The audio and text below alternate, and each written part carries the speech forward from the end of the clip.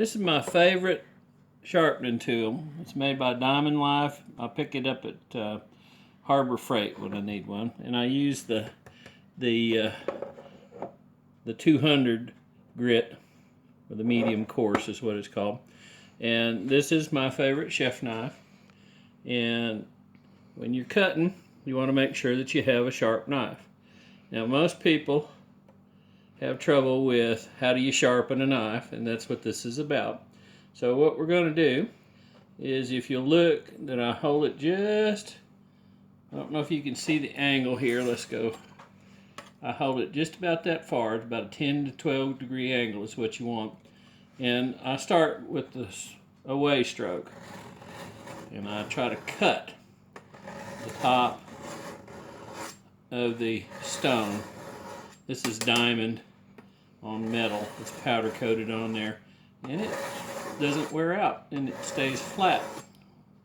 If you have sharpening stones and oil stones, they eventually get a groove rubbed in them, and that's why I went with these. They're permanent, basically. That's how you sharpen it. You hold it. The trick is making sure that you draw it across. Okay.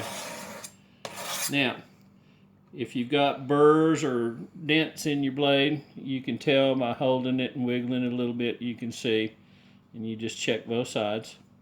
But if you need to grind something out, you just go down the length of the blade, holding the same angle that you do for the other stuff, and just in a nice circular fashion, grind it. And then you do the other side. You want to make sure that, and if you've got a big enough blade, you can feel where the sharp or the angle of the cut is on there, and you can follow that. It's just a matter of holding on while you're doing it and feeling where the edges meet, because you can rock it up and you can feel. Then once you've ground out the burrs or dents or whatever, then you come back and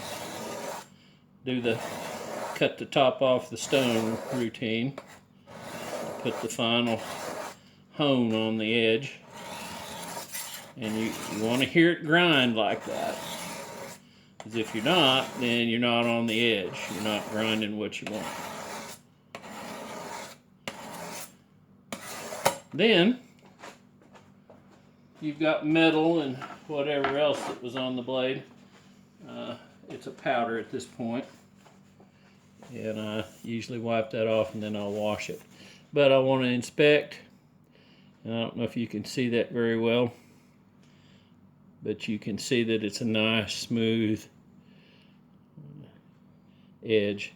Now, don't do this at home, but I always kind of run some people will shave the hair off their hand and arm. I don't do that, but it's sharp enough.